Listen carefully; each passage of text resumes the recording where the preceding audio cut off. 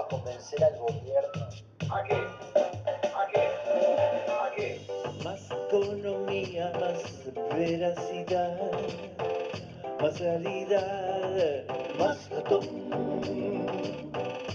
Más inversiones, más negocios, más tácticas, de todo más es más ratón.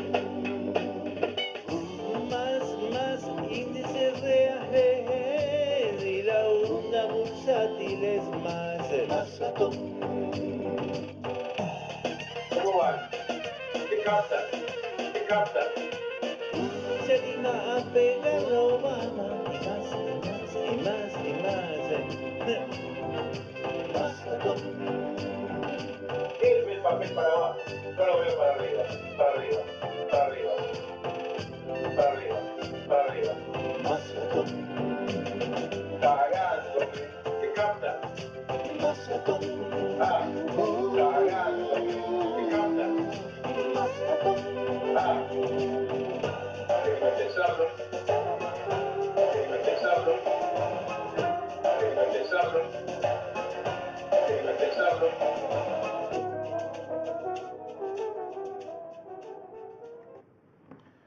8:42 de la mañana del día 19 de marzo del año 2015, aquí Carlos Maslatón y Germán Gegenchatz en este programa que se llama Total Politik y que subimos a la dirección URL www.soundcloud.com. Durante los próximos minutos vamos a conversar entre nosotros sobre lo que ha pasado en las últimas horas en la política argentina y vamos a meter algunas cuestiones de política internacional y yo en lo personal prefiero empezar con esto segundo y por supuesto que sí, Medio Oriente. Dos pequeñas noticias nomás, una las repercusiones de las elecciones del Estado de Israel que tuvieron lugar el día martes, finalmente el Congreso de Jerusalén queda constituido por una mayoría de partidos que se alían, que forman una coalición de gobierno postelectoral esta coalición y van a lograr formar gobierno alcanzando los 61 votos que significan la moción de confianza en un sistema parlamentario como el israelí. Y el partido que sacó 30 bancas es el partido del gobierno, del actual gobierno de Netanyahu, Benjamín Netanyahu, 30 escaños y sumados a 4 o 5 partidos más van a llegar a 64 bancas, estimo yo. Esa va a ser la moción de confianza, la que diga si puede formar gobierno. Es interesante la reacción de la gente, porque este es un triunfo sorpresa, se esperaba exactamente lo contrario, que el laborismo, que el centro izquierda especial para Israel, que no van a pensar que es como el centro izquierda argentino, ese laborismo de centro izquierda, y acá no hay partido más de derecha, si nosotros metemos ese partido laborista en Argentina, sería el partido más de derecha de la República Argentina. Esto hay que armar estas comparaciones, todo es relativo, porque lógicamente un país que está en guerra, la gente es muy dura. De todas maneras, hay muchas personas sorprendidas por el triunfo. Hoy leí algo increíble, el sujeto que encabezó la lista del laborismo, que se llama Herzog, parece que se fue a dormir a las 2 de la mañana, él lo declaró ayer, a las 2 de la mañana me fui a dormir, a las 10 de la noche se cerraba la votación, entonces el escrutinio, como en cualquier país del mundo, es manual, tardaba horas, dice a las 2 de la mañana me fui a dormir, y yo pensando que habíamos ganado, a las 7 me manda un SMS Livni, Tzipi Livni, que es la que iba segunda en la lista, la rubia que era ministra de Relaciones Exteriores en una época cuando formaba parte del Likud, y le dice, no, perdimos, y el tipo se sorprendió. Yo no puedo creer semejante estupidez, pero es lo que acabo de leer hoy en el Jerusalem Post. Aquí en Argentina hay un montón de gente escribiendo al respecto. La verdad que cualquier cosa, dicen, Israel decidió aislarse. No decidió aislarse nada, simplemente se va a mantener en una línea de autodefensa importante. Las personas que más saben en el mundo de esto, miren, ¿sabe lo que dice? Esto fue una pulseada entre el presidente Barack Obama de Estados Unidos y el primer ministro de Israel, Benjamín Netanyahu, y perdió Obama. Si te va 3-0, 3-0 o 4-0 si quiere, a favor del gobierno de Jerusalén, porque Obama tenía otra idea, él financió al centro izquierda laborista, quería un cambio de gobierno, no le gusta lo que hace el actual gobierno de Israel porque simplemente no le responde. En todo caso, con quienes podría tener más compatibilidad el gobierno actual de Israel es con los republicanos, con el Partido Republicano, que son sus grandes amigos, que son los que le invitan todo el tiempo a hablar en el Congreso. Vamos a ver cómo se desarrollan estas cuestiones de política internacional. Pero ayer sucedió otro acontecimiento en Túnez, la capital de Túnez, uno de los países árabes más moderados, totalmente afrancesado y finísimo Túnez. Yo una vez estaba en Chipre, hace cuánto, casi 30 años, estaba en Chipre, lugar rarísimo Chipre, ¿vieron de dónde queda Chipre? Me encuentro con un egipcio hablando, y yo estaba con un amigo de Argentina, ¿ustedes de dónde son? Somos de Argentina, uy, qué interesante, vamos a tomar un café, yo los invito. El tipo era bastante más grande que nosotros, yo tenía 25 años, él tendría, no sé, 45, 50 años. Entonces me dice, ¿y qué hacen acá en Chipre? Y mañana nos vamos al Líbano. El tipo se agarraba la cabeza, ¿cómo van a ir al Líbano? Guerra civil, se matan entre todos. Le digo, vamos a ir al Líbano para ver cómo están las cosas. No hagan eso. Le digo, mira, vamos a ir igual. De todas maneras, ¿cuál es tu problema? Me dice, mira, me dice Carlos, vos podés ir a 3 países árabes nomás. El egipcio me lo dice. Podés ir a Egipto, podés ir a Túnez y podés ir a Marruecos.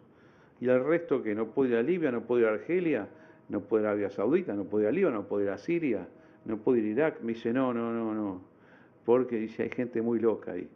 Un día viene un loco y te mata porque se le dio la gana, por fundamentalista. Bueno, ayer en Túnez, miren lo que pasó. Había un museo, hay un museo en la capital de Túnez, se llama Bardo como si fuera un bardo en Argentina, así se llama.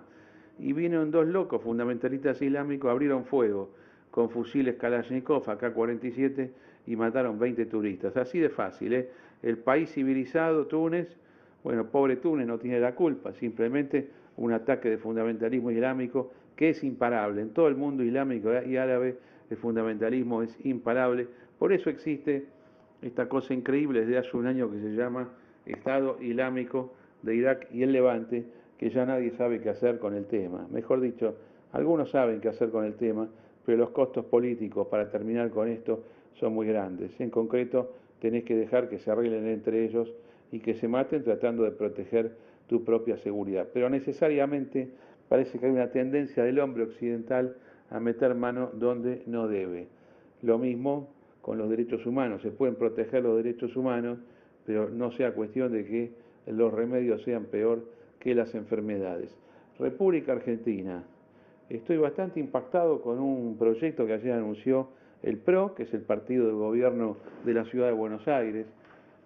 Anunciaron el jefe del Instituto de la Vivienda, el presidente del Banco Ciudad, que se llama Rogelio Frigerio, que suena para varias cosas, Rogelio Frigerio. Suena para el ministro de Economía de Macri. Es el actual presidente del Banco Ciudad.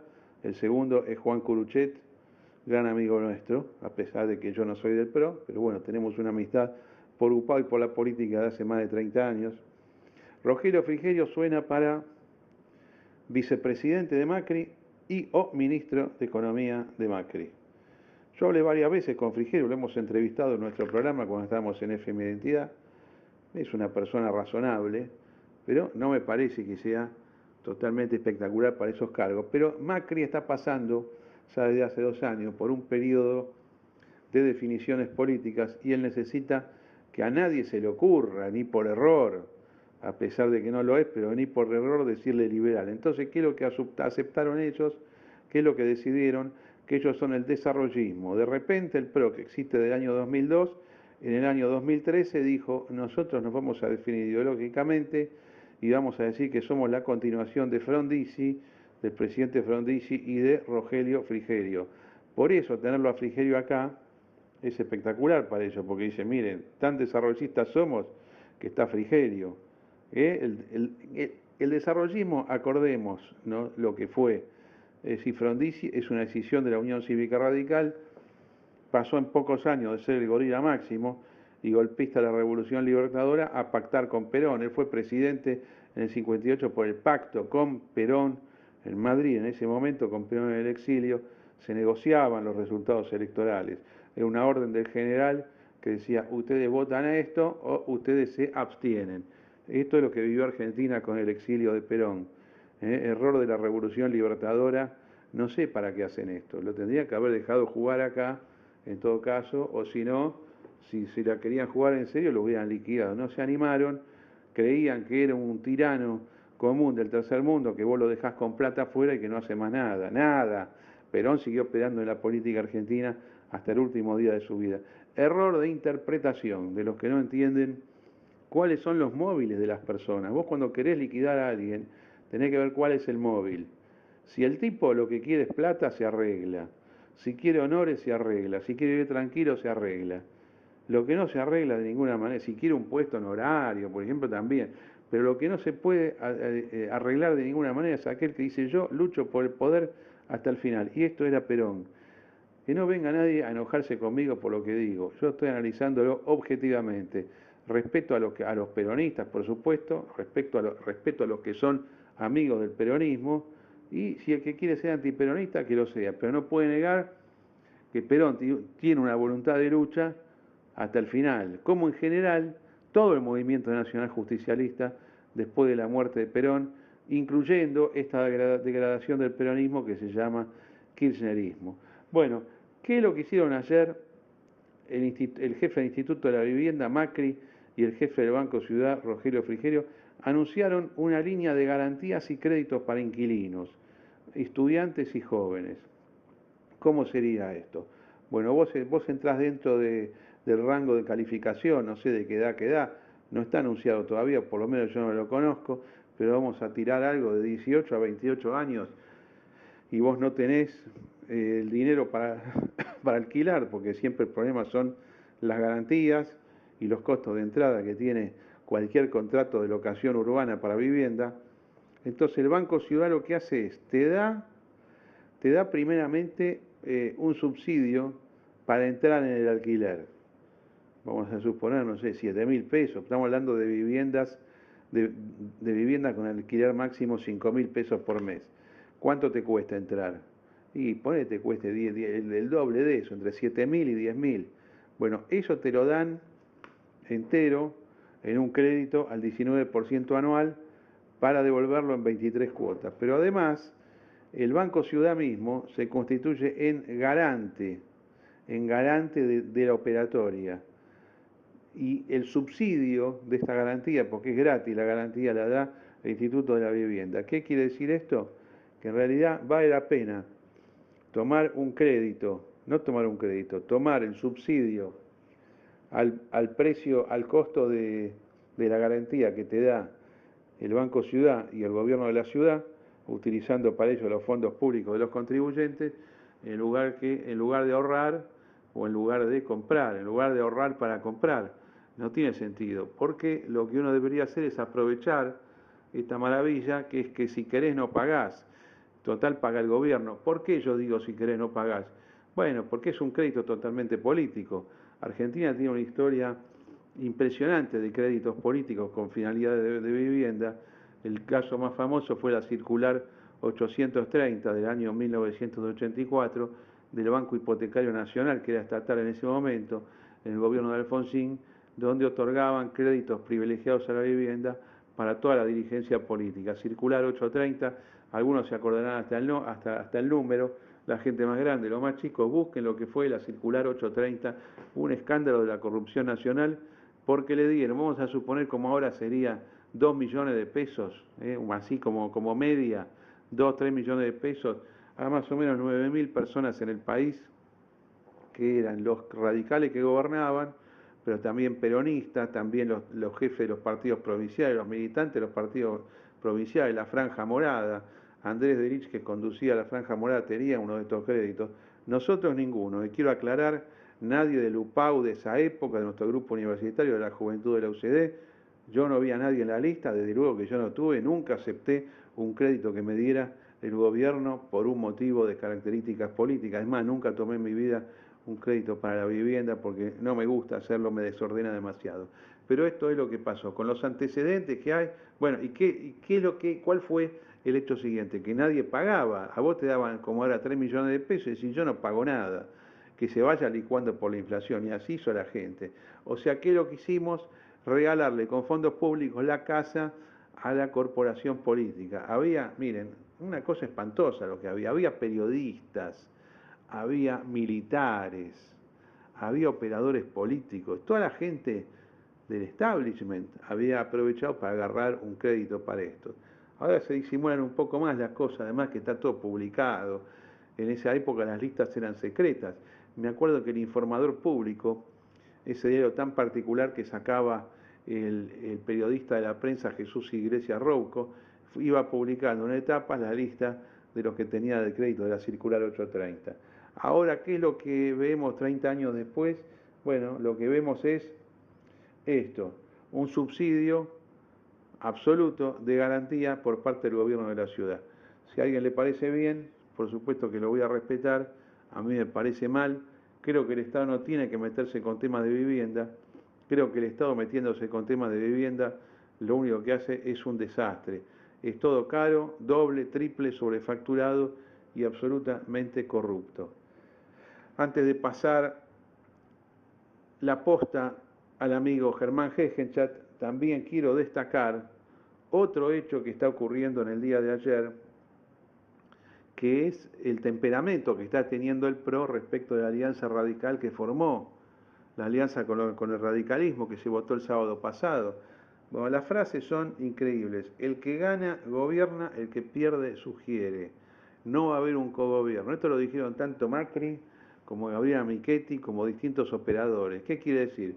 Los radicales, ¿por qué firman la alianza con Macri? ¿De bueno? ¿Porque le gusta Macri? No, porque dice, bueno, nosotros vamos a presentar nuestra lista, después vamos a ver qué nos dan en el gobierno, qué nos van a dar Macri, nos van a dar 3 ministerios, 4 ministerios, 150 contratos, plata.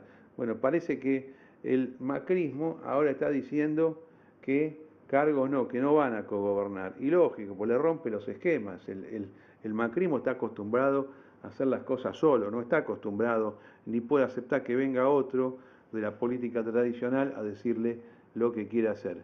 Esta situación, vamos a ver qué dice Hegenchat, pero a mí me da, le digo la verdad, me da realmente que este acuerdo con el radicalismo, si no se rompe en la formalidad, se va a romper en los hechos. El radicalismo lo que busca es qué es lo que puede conseguir. Ayer me llamaba la atención un radical justamente de Córdoba y me dijo, el cargo más importante ejecutivo que el radicalismo tiene en el país es la Intendencia de la Ciudad de Córdoba. Como diciendo, mirá lo poco que tiene hoy en día el radicalismo. La Intendencia de la Ciudad de Córdoba es el cargo ejecutivo más importante que tiene en el país. Con lo cual esta alianza con Macri, ¿para qué la quieren? ¿Para qué le sirve?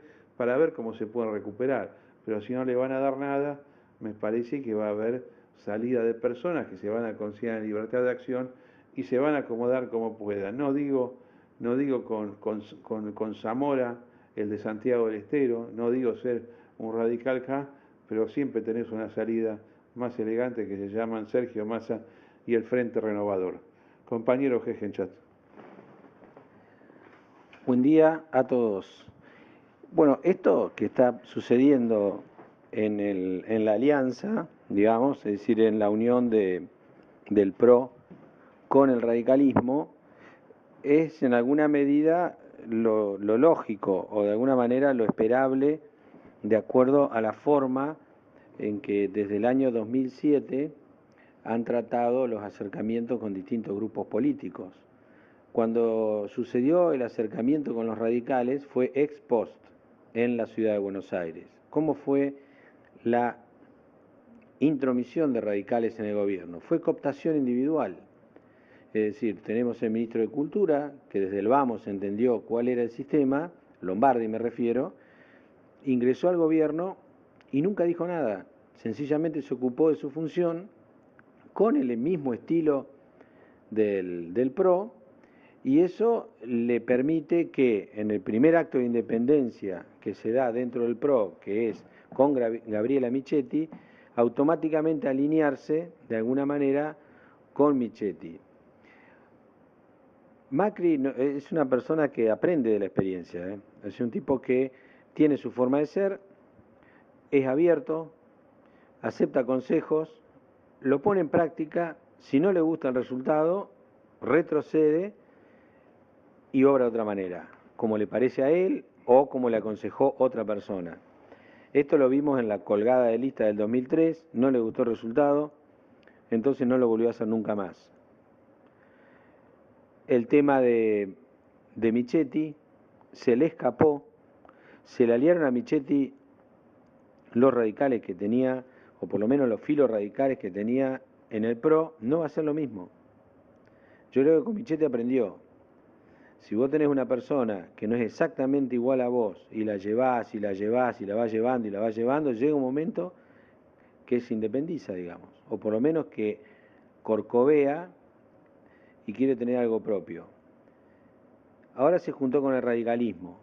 Tenías los antecedentes de la conducta que había adoptado el PRO con Pose en la provincia de Buenos Aires como la más reciente, evidente y además impactante, ¿no? Porque era el caso de un dirigente que normalmente salta de bando, con lo cual se puede considerar que Pose sabe a dónde va. Me parece que con el PRO se equivocó esta vez. ¿Por qué? Porque dijo, yo voy al PRO, seguramente con una media voz que voy a ser el candidato a gobernador, pues no creo que haya saltado al PRO para competir, porque si es por eso, se quedaba en el Frente Renovador a competir. ¿Y qué sucedió? A las 2 semanas le levantan la mano a Vidal. Se hace el acuerdo el sábado con el radicalismo. ¿Qué sucede?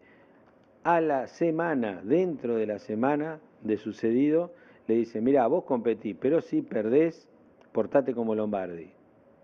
Básicamente lo que le están diciendo es eso, portate como Lombardi. Es decir, te nombro si yo quiero, no por presión. Y electoralmente es el otro punto, ¿no? ¿Qué cargos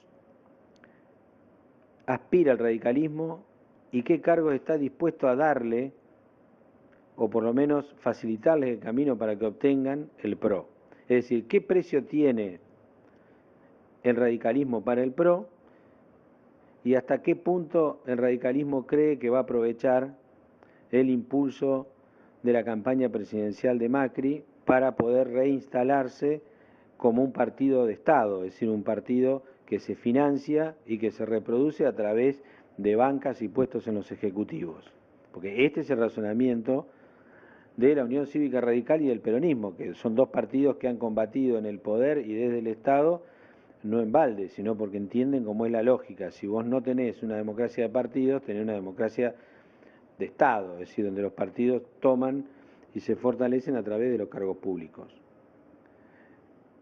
En este sentido, la otra vez hablamos que había dos posibilidades. Una de que armen la lista de común acuerdo y otra es que le digan competí en toda la línea y lo que saques por don sacás y lo que no sacás te embromás. ¿Y qué es lo que quiere cada uno? ¿Armar lista propia o quiere lista común? ¿Qué es lo que quiere el PRO? ¿Qué es lo que quieren los aliados radicales? A mí me parece que las cabezas de Macri y de Sanz, por la misma razón, quieren arreglar listas comunes. ¿Por qué? Porque Sanz cree que va a cobrar cara su estructura en la mesa de negociación y Macri cree que para que el radicalismo se mantenga medianamente unido, lo va a poder tirar para abajo, o por lo menos va a poder cooptar 2 o 3 dirigentes y con eso relegar a todos los demás. Las negociaciones son difíciles con los radicales, muy difíciles. De hecho, las experiencias históricas demuestran de que en general no las hacen.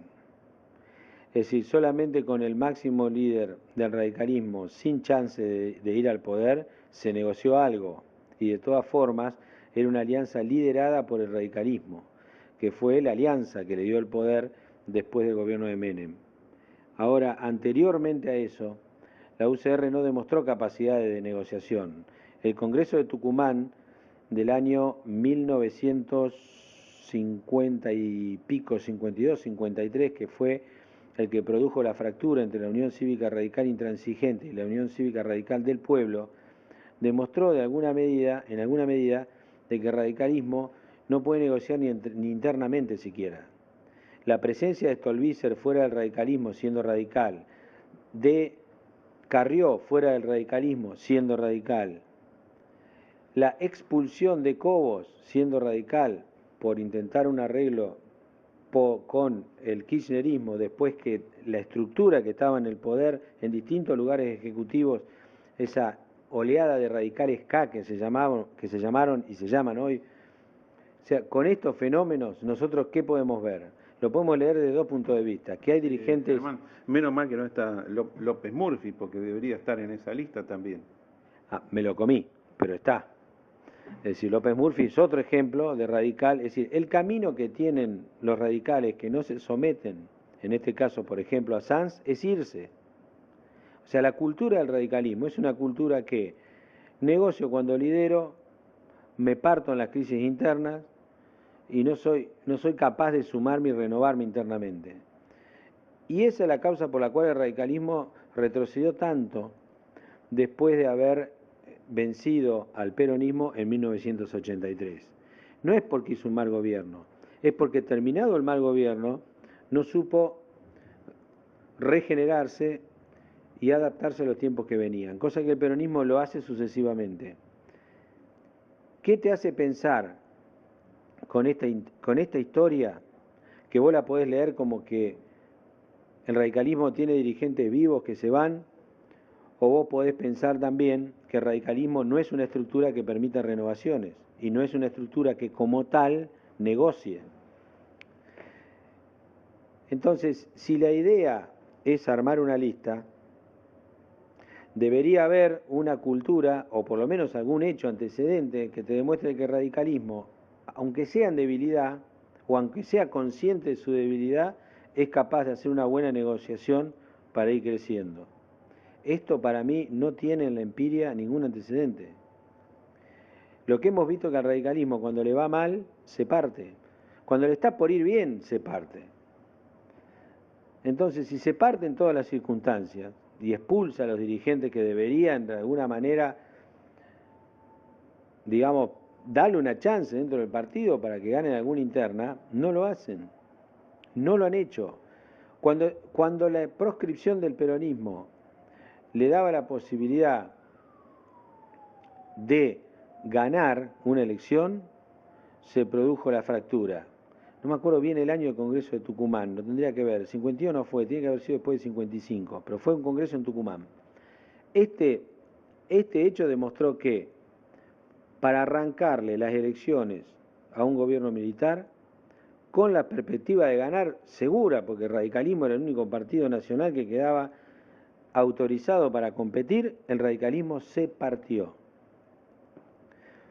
Después de la hiperinflación del 89, que el radicalismo entró en un debate interno impresionante, el radicalismo empezó a expulsar dirigentes. ¿No? En la provincia de Buenos Aires, Stolbizer, que le costó, fue un parto lograr, y tuvo al final que formar el GEN. Y Carrió es otro de los ejemplos. Y López Murphy, como vos decís, también es otro de los ejemplos. 3 partidos políticos por la rigidez interna y una fractura histórica porque tenían adelante una zanahoria que al final agarraron, ¿no? Pero es eso. ¿Qué va a pasar con el PRO? Es la pregunta. Van a ir a negociar listas seguramente. Ahora, salvo que Sanz ceda todo lo que Macri considere necesario que debe ceder para no afectar la identidad y la dinámica propia del PRO, no va a pasar. Quieren ordenar esta interna como la quisieron ordenar a Michetti. Es decir, discutamos la cabecita nomás, a ver quién es presidente, y todo el resto lo negociamos, pero lo negociamos al estilo amarillo, ¿no? Al estilo PRO. Yo te mando al límite de lo que puede salir. Entonces, si vos laburás, entrás por tu laburo, y si no, te embromás. ¿Y qué pasó en Capital? Lo que pasó en Capital fue que la lista de legisladores la armó Macri, claramente, ya la hemos hablado, no la vamos a repetir, y después para comuneros hay discusión en alguna medida. Entonces, para lo que no le importa a Macri, va a haber discusión. ¿Qué es lo que puede no importarle a Macri? Es, por ejemplo, discutir los concejales en Mendoza, o los intendentes quizás en Mendoza. ¿Por qué? Porque Mendoza es de Cobos y sabe que la van a ganar ellos, y entonces por ahí, como no le importa nada, abre concejales o ese tipo de cosas, bueno, se lo banca. Pero en la provincia de Buenos Aires, por ejemplo, ¿qué va a hacer? Donde el radicalismo tiene, hasta te diría, más fuerza que el propio PRO. Es decir, donde está fuerte el radicalismo, que es donde más necesita el PRO, es donde con más dureza va a querer negociar el PRO. ¿Qué tiene el radicalismo en la provincia de candidato a gobernador? Pose, pero en realidad Pose tampoco viene del radicalismo, pero ¿quién es el propio? ¿Cómo funciona eso? ¿Cómo se van a poner de acuerdo en la provincia? Mirá, la provincia es complicada porque el PRO lanzó un candidato, al radicalismo le va a gustar Pose, usarlo a Pose, porque Pose le va a ceder todo a cambio de la gobernación. Y después, digamos, del radicalismo de Ricardo Alfonsín no hay nada. Y el GEN no creo que se sume al PRO. Y lo único que mide algo en la provincia de Buenos Aires, venido o por lo menos del panradicalismo, llamémoslo así, es Stolbizer. El resto no existe. Así que la provincia de Buenos Aires es un distrito difícil, ¿no? Otro distrito difícil es Córdoba. Entonces, si vos te pones a ver que los dos distritos pampeanos más importantes son difíciles, entonces yo no sé qué va a pasar, porque encima en Santa Fe lo tienen en contra en teoría. O sea, a los radicales lo tienen en contra en Santa Fe.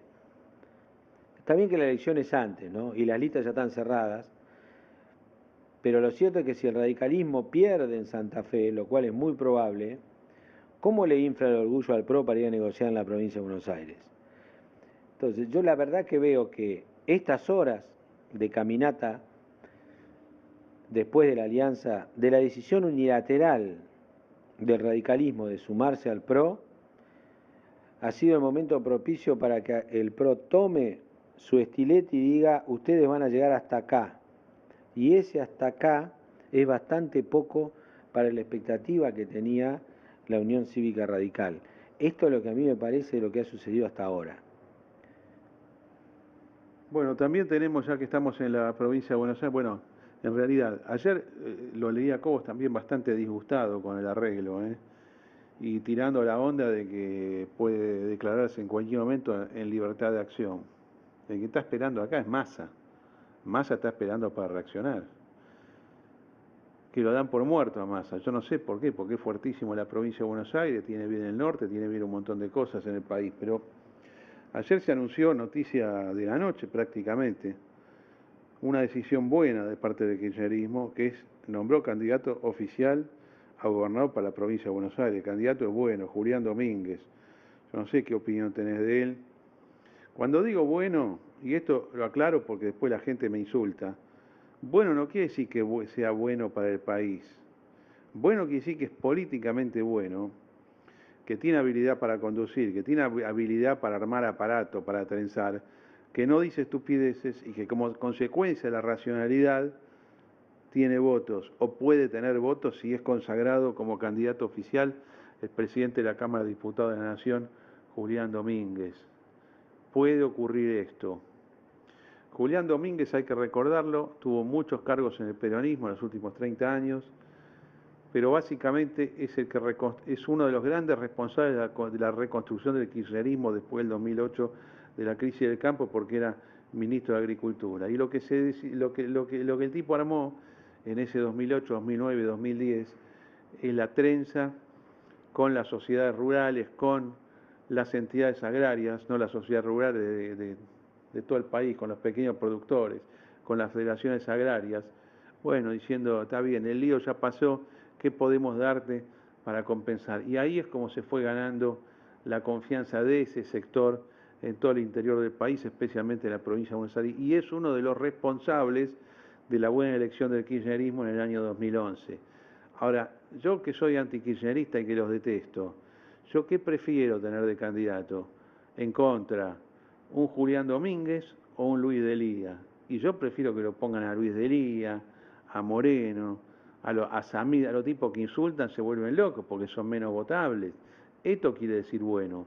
Entonces a mí me preocupa que pongan uno que es bueno, que es potable y que es psicológicamente normal. Así es como debe entenderse cuando un político es bueno o malo. No es por el contenido, es por la forma y por su capacidad de conquista política. También todos los tiranos de los años 30 y 40, los comunistas, los fascistas, los nazis, y políticamente no eran buenos, eran brillantes, para mal. O sea, se puede ser buen político para causar el mal. Por eso los que causan el mal, y no quiero parecer con esto demasiado religioso o maniqueo, yo prefiero que sean malos políticos, así tienen su posibilidad de éxito muchísimo menor. Pero Julián Domínguez es un buen candidato, va a competir contra María Eugenia Vidal, candidata floja que puso Macri en la provincia, va a competir quizás contra Gustavo Pose, que iría a las PASO contra Vidal, y va a competir contra toda la serie de candidatos a gobernador que tiene el Frente Renovador, que van a ser varios. Lo más importante es Francisco de Narváez. Ahora, Francisco de Narváez tiene que estar preocupado también, porque tenía la gran posibilidad de ganar, ahora con Julián Domínguez, con un kirchnerismo que va a jugar, el que va a jugarse el todo por el todo. Ya queda claro, ¿no?, que el kirchnerismo no está en modalidad retiro, está en modalidad permanencia en el poder. Los más camporistas lo dicen. ¿Por qué están pensando que nos vamos? Del área de Kicillof, fíjense las cosas que están diciendo. No se va a ir. Ellos de una u otra manera se van a quedar en el poder, o es la ilusión que tienen. Por eso que necesitas una fuerza descomunal, una fuerza de desembarco aliada total para vencer al kirchnerismo. Si no, el kirchnerismo tiene chance de continuar o de arreglárselas para continuar, o de condicionar demasiado un próximo gobierno donde uno tiene la esperanza de gran cambio a partir del 10 de diciembre y veremos que no cambia nada, como pasó, por ejemplo, con un de la Rúa que no tenía fuerza. Estos son los problemas que tiene la política, y por eso hay que reconocer el peligro cuando está. Lo peor que hay en general en la vida y en política en particular es desconocer el peligro. Negar el riesgo es algo que no hay que hacer. ¿Qué opina de Julián Domínguez, Jeje en Chat? Bueno, Julián Domínguez para mí tiene dos facetas. Tiene una faceta hacia el electorado y tiene una faceta hacia el peronismo.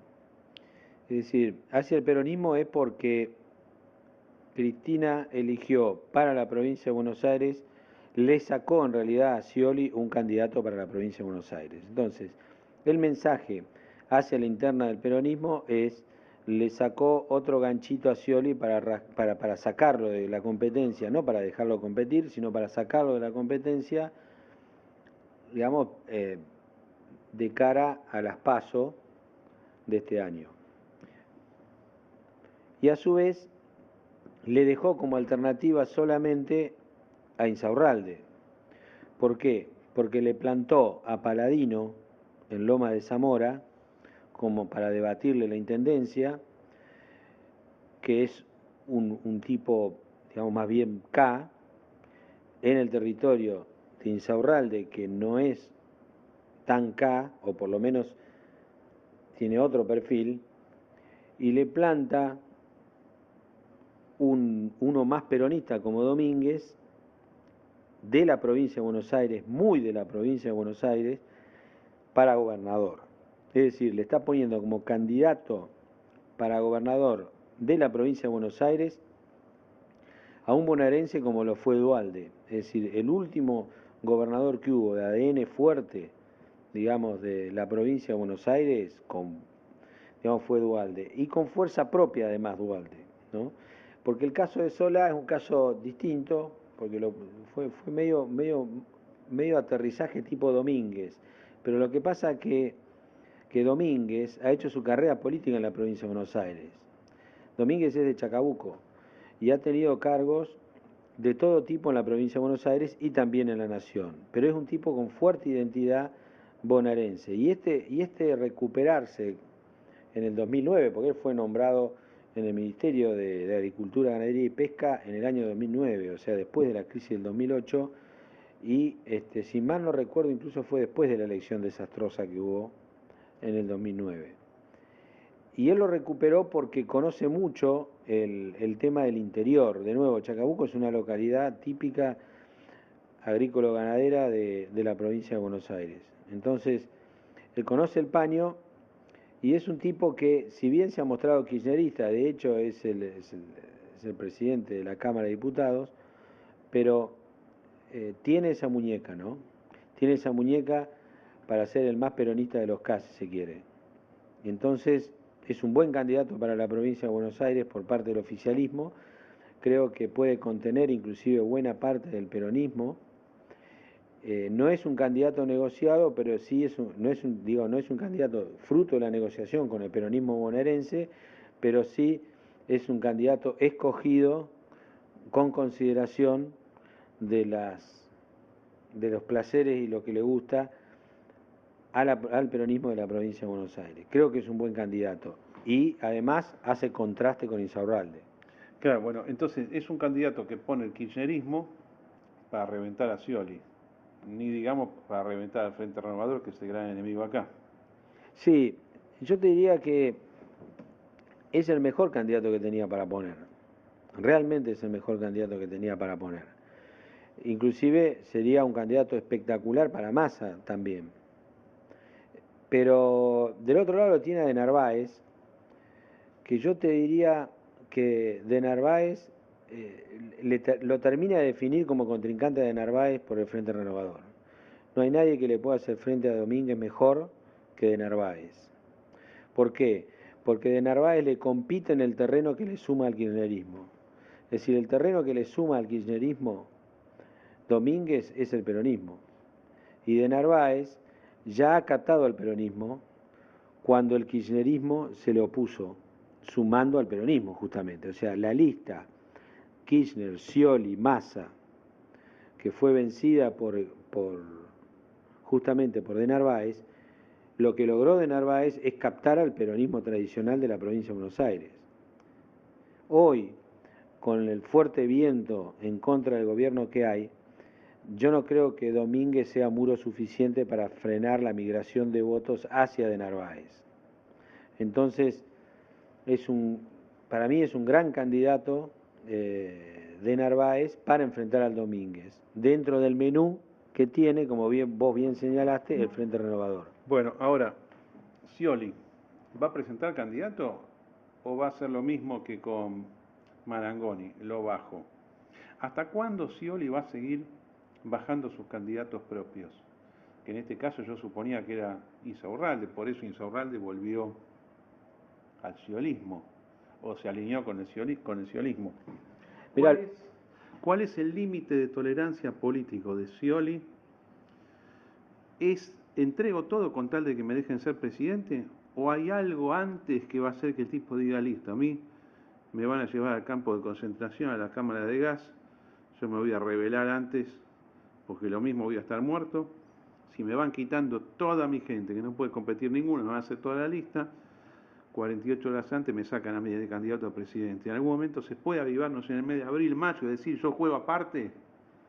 No lo veo así, no lo va a hacer. O sea, él va a soportar hasta que lo echen. Y cuando lo echan, no va a tener nada que hacer. Es decir, él, para mí, va a terminar siendo candidato a presidente por omisión. Es decir, así como... lo que pasa es que elegir un peronista como Domínguez para la provincia de Buenos Aires no le molesta a Cristina. Ahora, hasta ahí, porque la presidencia no la va a entregar a alguien dudoso. Entonces, ¿qué va a pasar? A mí me parece que a Scioli no lo va a elegir ni siquiera poniéndole de vicepresidente al hijo, no sé, o sea, yo no veo de que Cristina lo elija a él como lo eligió Domínguez, porque no cumple las mismas condiciones. O sea, vos estás diciendo que Scioli, te estás jugando a que Scioli no va a ser candidato este año. Mirá, yo lo que creo es que no va a ser candidato por elección de Cristina. Y yo no veo que le haya hecho nada para pelearle a tiempo al kirchnerismo la posibilidad de combatirlo adentro en elecciones. Es decir, vos para decir yo me presento, no es solamente decirlo, vos tenés que realizar acciones conducentes a eso. Acciones conducentes a eso no es llevar la ola naranja, digamos, a todo el país. Vos tenés que cerrar acuerdos, tenés que generar actos y tenés que hacer la interna, de verdad, marcar posturas. Es decir, a ver, ¿qué problema hay para Scioli marcar su postura si Cristina Kirchner no... Si Cristina Kirchner, puede decir hoy, fue la mejor presidenta que tuvo la República Argentina en su historia. Y ya está. Pero utilizar el verbo fue la mejor presidenta. Ahora voy yo, no lo dice. O sea, yo no veo que esté haciendo lo mínimo necesario para ser identificado como un peronista que va a pelear por la presidencia. No lo está haciendo. Sí lo hace De la Sota, sí lo hace Massa. Entonces, con distintos grados de, digamos, de virulencia o de enfrentamiento con el gobierno. Pero, digamos, ni siquiera hace como Michetti. Es decir, que haga como Michetti. O sea, Michetti ha sido mucho más corajuda dentro del PRO para tener su lugar. Tuvo determinación para hacer lo que está haciendo. Digo, pero Scioli, ¿qué quiere hacer? O sea, en un partido de halcones, yo no creo que el canario llegue a mucho. Bueno, la verdad que comparto lo que vos estás diciendo. Yo no veo tampoco acciones de parte de Scioli y de su equipo que me permitan a mí asegurar que sí o sí va a ser candidato, porque no se está comportando como tal. Así como el kirchnerismo no se está comportando como que se va del gobierno, Scioli no se está comportando como un candidato presidencial. Él está jugando a que el vacío de poder haga que lo pongan a él, lo cual está mostrando algo que a mí ya varias personas me lo explicaron psicológicamente de él. Al principio de los años 90, él quería ser famoso. Él dijo, yo quiero ser famoso. A finales de los años 80. No sabía para qué, con qué cosa. Y le inventaron esta fórmula, que no me acuerdo cómo se llamaba, del deporte acuático, que él, esta fórmula que estaba solamente en Argentina, que venían 4 o 5 tipos de afuera. ¿Por qué? Porque era cada uno, viste, siempre que analizamos los móviles del político, el poder, la plata, el prestigio, la fuerza, la trenza, bueno, él, revistas generales. Hay gente que tiene ese deseo y que se mete en la política porque quiere fama. Aclaro que no respeto esta posición, me parece algo malo. Yo no sé cuánto a Scioli le gusta la política, le gusta estar en los medios, debe estar todo el día, me imagino, leyendo medios, o sea, debe estar con la revista. Ah, eso me lo han contado también. Mirá, esto fue una cosa totalmente inconsciente. Me contaron que todo el tiempo está viendo dónde sale y haciendo recorte con la tijera prácticamente para guardárselo porque es un poco anticuado Scioli para estas cosas.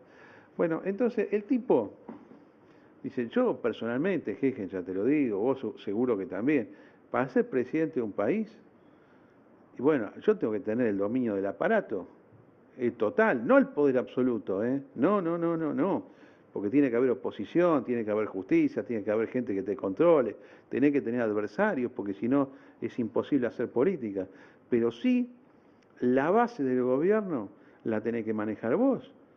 El presidente de tu bloque en diputado, el presidente de la Cámara, el presidente del Senado si es de tu propio partido. Esto que es un llamado, arreglame, sale esta ley, ¿qué podemos hacer? Los organismos de control del Estado, todas estas son cosas que te tienen que responder. El Banco Central. O sea que vos, si sos candidato presidencial, más o menos, no te digo el 100%, pero el 70% tiene que ser propio, si no después fracasás en el gobierno. No gobernaste, gobiernan otros o te pueden voltear. Parece que Scioli no tuviera esto calculado, porque dice, parece que espera hasta el final a ver si lo ponen de candidato. Yo creo que lo van a bajar a Scioli. La gran noticia, mira, lo de ayer de Julián Domínguez es una gran noticia. No sé por qué no tiene más difusión. Bueno, está en la etapa de todas pero las consecuencias políticas de esto son muy, pero muy fuertes. Es la preferencia de Cristina Kirchner, ya puso la preferencia a ella en 2 distritos electorales. Lo más importante del país, Capital Federal con Recalde, Julián Domínguez en la provincia de Buenos Aires para ganar. Él va a ganar. Scioli, ¿a qué está jugando? ¿A resistir hasta el final? No lo volarán, repito, 48, 72 horas antes. Y nuevamente, ¿cuáles son los efectos políticos de eso? Mira, para mí lo están pelando de posibilidades. Es decir, como él no dio batalla en la capital, ya tiene un mal antecedente sembrado. Él tenía partidos de sobra para ir, de sobra tenía para ir. Es decir, acá tiene el partido de Moyano a disposición, tiene varios partidos que se anotaron y no sé quién va a llevar de candidato, pero la verdad que acá en Capital hay muchos partidos. No es que tenía únicamente el autito del Frente para la Victoria para caminar la capital. Y sin embargo lo bajó, de una lo bajó. En realidad él tendría que haber mostrado los dientes en la elección de la capital. al revés, porque él es el mejor candidato del peronismo para la capital. O sea, Filmus se bajó, creo, porque sabiendo que no lo iba a apoyar Scioli, y además sabiendo de que no lo iba a elegir, digamos, quizás el kirchnerismo. Pero hubiese dado la pelea Filmus si era el candidato de Scioli. Seguramente, digamos, porque Filmus es tranquilo, pero no es que no tenga vocación de pelea. Ahora, no lo hizo. O sea, Marangoni lo bajó, pero como nada. Entonces, en la provincia de Buenos Aires, esta movida tiene dos efectos. De nuevo, digo, lo obliga a Insaurralde a mirar su distrito, ¿no? Porque Insaurralde, que es un hombre joven, no juega todas sus fichas vitales ahora. Entonces, él tiene que tener un mañana después del 2015. Jugarse a gobernador y perder no es una ficha que le sirva a Insaurralde. Entonces, por ahí dice, esta que la voy a perder, más vale me juego en mi distrito, dentro del marco, digamos, del Frente para la Victoria, que a mí Paladino no me gana, y peleando con Paladino le dejo poco lugar a Massa. Eso puede especular Insaurralde. Entonces es muy probable de que Insaurralde termine como Pose, digamos, mirando la naranja de la provincia y jugando en definitiva dentro de su distrito de nuevo. No, porque es muy difícil saltar de Lomas de Zamora a la gobernación como lo hizo Duhalde, sin el beneplácito de la corriente dominante que va para ganar. No, es muy difícil hacer eso. El único que en la provincia de Buenos Aires ha roto su distrito y ha ganado desde una intendencia ha sido Duhalde con la candidatura de Menem y Massa solo. Entonces no es fácil salir de los temas municipales a los provinciales y de los provinciales a los nacionales. Entonces, para mí es una muy buena elección la de Domínguez. Muy buena elección, digamos, para el Frente para la Victoria, la de Domínguez. Y a su vez provoca efectos también en el resto del escenario. Por un lado, creo que al PRO lo complica muchísimo. Y por otro lado, de Narváez, que es el que le come más votos al PRO, también es el único que le puede debatir lo que le puede sumar al kirchnerismo, desde el peronismo, el candidato que eligió Cristina, que es Domínguez. Claro, esto es preocupante para el Frente Renovador, muy preocupante para el PRO, la elección de Julián Domínguez, es la ruina para Insaurralde. Insaurralde está a punto de no decirle, el próximo paso de él es que no hace nada este año, va de intendente de Loma de Zamora. Tanta vuelta que dio, que estuvo con Massa, que después volvió al kirchnerismo, pero él no dijo vuelvo al kirchnerismo, dijo vuelvo al sciolismo. O sea, apostó mal políticamente, Scioli va a la muerte. Mirá, lo que le hace a Insaurralde, le hace a Pose, nada más que en distintos lugares políticos. Es decir, porque eligió el más débil de la provincia dentro del Frente para la Victoria, Insaurralde, y el más débil de la provincia dentro de la competencia presidencial, Pose. Bueno, último temita, nos quedan pocos minutos, un programa breve. Yo personalmente tengo que cortarla por aquí, tengo mucho trabajo hoy, me tengo que ir lejos del microcentro de la ciudad.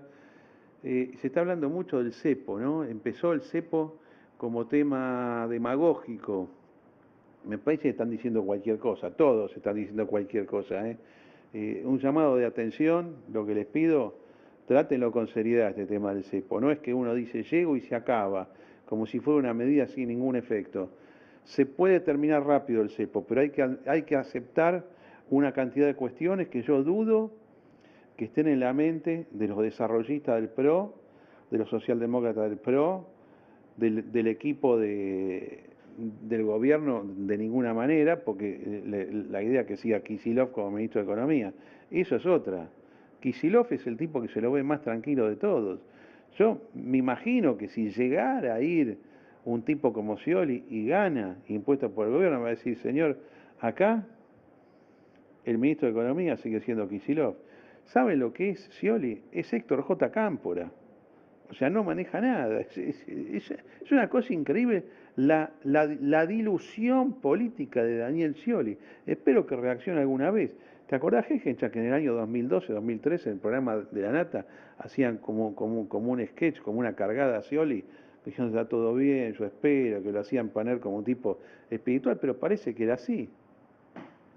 Mira, el único deporte donde esquivando trompadas vos podés llegar a ser campeón del mundo es en el boxeo, y hubo uno solo que se llamó Loche. Yo no creo que en la política vos, viste, sin dar trompada y solamente esquivando la que te dan, viste, vas a llegar a algo. Además hay otra cosa, le hacen pleno a Scioli todas las piñas, entonces, viste, digo, llega un momento que te hacen efecto. Digo, va a llegar un momento que te vas a caer. Digamos, yo creo que está haciendo muy poco Scioli para ser presidente. Al contrario de los otros candidatos. Es decir, Macri está arriesgando muchísimo para ser presidente. Está arriesgando muchísimo. Está jugándose a la presidencia, claramente. Arriesgó en la ciudad de Buenos Aires diciéndole, no corriendo el riesgo que Michetti se le vaya a ir, y abrió la interna en la ciudad de Buenos Aires, con posibilidades de que el distrito perdérselo para su principal delfín, que es Larreta, y con la posibilidad de perder el PRO si pierde la presidencia. Se arriesgó terriblemente con el tema de la Unión Cívica Radical, ¿no? Y estamos viendo los riesgos, pero blanco sobre negro, ¿no? Massa juega fuertísimo también para ser presidente de la Nación. La pregunta del millón es ¿qué está haciendo Scioli? Por eso digo, guarda con el tema, no existen loches en la política. Nicolino Loche. Especialmente en los ambientes del PRO, la pregunta que hacen todos los días es ¿cuándo renuncia Massa a la presidencia? Están obsesionados con ese tema. Massa, se baja Massa porque no le da. Yo cambiaría la pregunta. ¿Cuándo lo voltean a Scioli como candidato a presidente? Este es el tema. La novedad del año va a ser la caída de Scioli. Esto puedo equivocarme, yo estoy especulando igual que vos. De nuevo, hay dos formaciones que estaban destinadas a la implosión. Y las dos por defecto. ¿Por defecto de qué? Por defecto de liderazgo. El Frente para la Victoria porque su principal liderazgo no puede jugar por razones técnicas, jurídicas. Y UNEN porque a ninguno le daba el cuero para mantener unido un liderazgo que le mantenga unido todo. Los únicos dos liderazgos que hay aún, son Macri y Massa. Entonces, la implosión de cualquier estructura existente va a caer, ¿no?, hacia un lado o hacia el otro. UNEN implosionó, cayó para el lado de Macri. Y Macri está tratando de aguantar los ladrillos que se le vienen encima, de alguna manera ordenarlos, liderarlos y seguir para adelante, con el menor daño posible. Daño va a sufrir, por supuesto. Ahora, Macri enfrenta un problema que no puede sumar con los consejos de Monzó y ordenar con las ideas de su asesor ecuatoriano, digamos, es decir, o hace todo en términos políticos o hacen todo en términos marketineros. Por eso digo, ahora vamos a ver cómo resuelve esta situación. Hay un nuevo PRO a partir del sábado pasado. Y Massa, lo que sucede es sencillamente que el punto de quiebre de resistencia del Frente para la Victoria como frente se dilata mucho más. Ahora, Massa va a tener un sprint, ¿no? Va a tener un sprint, y ese sprint va a ser mucho más cerca de la primera vuelta que de las PASO. Entonces, por eso digo, a mí me parece que hay que esperar un poco. O sea, y además se va a presentar sea como sea que sucedan las cosas, porque hay algo que tiene conciencia y conocimiento, experiencia propia, Massa, que es que le puede ganar a todas las estructuras juntas. Es decir, si De Narváez ganó en el 2009, si Massa ganó en el 2013 al gobierno, ¿por qué no le va a ganar De Narváez y Massa al gobierno, esa dupla, uno en la provincia de Buenos Aires y otro en la Nación, en el 2015? ¿Qué representa en términos de estructuras hoy Macri, digamos, como para frenar desde ese punto de vista a un tipo de liderazgo político como Massa? Es decir, Macri tiene la bandera de la novedad y el micrófono más grande. Ahora, el estado físico de Massa para pelear contra esas adversidades no es menor. Entonces yo lo que digo es, Massa no se va a bajar ni de gancho. Pero si competía contra Ubieto en vida, ¿cómo no va a competir ahora? Es decir, yo lo que digo es, hay que ver la historia de las personas, hay que conocer su forma de encarar las dificultades, ¿no? Así como hablamos de Scioli recién, que encara las dificultades quedándose quieto, bueno, tenemos dos candidatos más a presidente, Macri y Massa, que ninguno de los dos encara las dificultades quedándose quieto. Macri busca el mejor momento para pelear, pero en el momento que tiene que pelear, pelea. Es decir, él evaluó que no era momento para pelear en 2011. Por supuesto que una persona con ADN político puro eso no lo hubiese hecho. Pero Macri es de otra naturaleza, no lo hizo, bueno, está bien. Allá él ya es historia. Ahora, Massa tiene otra naturaleza. Massa la pelea a todas. ¿Por qué? Porque considera que es un deber pelear. Que es un deber, está en su naturaleza. Entonces, no esperen que se baje, no esperen que no pelee, no esperen que no pelee después, aunque pierda. Es decir, lo que va a suceder es que Massa es una persona que viene peleando desde que nació en la política. No va a cambiar su naturaleza. Esto que quede bastante claro. Además, claro, ¿cómo se va a bajar Massa? Vos imaginate el honor, el orgullo de él, los cargos legislativos que son resultado de la primera vuelta. Se lo digo a todo el mundo que cree que acá se vota presidente y vicepresidente. Saben que se votan más cargos que nunca. Están todos los cargos legislativos, nacionales, provinciales y municipales. Están las intendencias, están las gobernaciones. Si vos tenés un proyecto político de largo plazo, vos, aunque no gane la presidencia, lo mismo que tenés que llevar a tu gente a todos los organismos públicos. Si no te presentás, hacés la del PRO en el 2011, que se quedó sin nada en la provincia, no en la provincia, en todo el país tuvo que competir Federico Pinedo con una boleta cortada, sin candidato a presidente, entró igual por corte de boleta, pero sacó 19% de los votos contra un PRO que en la capital puede sacar 50%. Atención a esta clase de cosas. Pero además, si vos te pones a hilar fino, todos los problemas que tiene el PRO ahora es porque no se presentó en el 2011. Es decir, hoy no tendría ningún problema con el radicalismo porque ya lo hubiese barrido.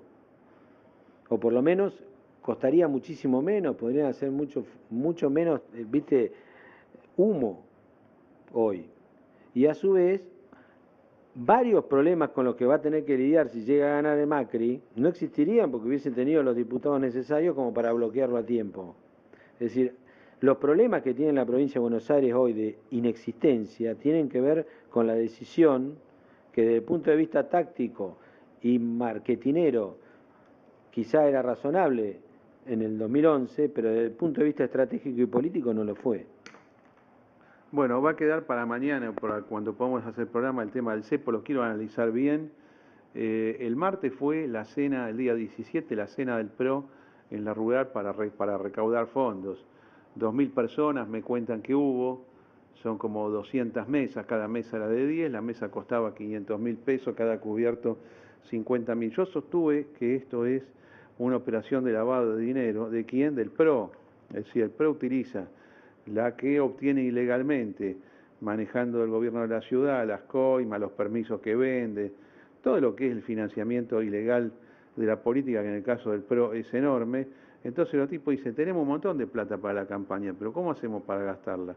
Bueno, vamos a hacer una cena carísima y los que van ahí son prestanombres, son simplemente personas que van a figurar, pero no es que pagan en forma real. Bueno, eso se llama lavado de dinero de manual de lavado de dinero. Ayer publiqué en el Facebook, hay varias cosas que me sorprendieron. Una, que cualquier acto del PRO después hay fotografías subidas a las redes sociales por todas partes que muestran la importancia del evento. Acá prácticamente no hubieron fotografías de la cena, prácticamente nada, lo cual me llama mucho la atención.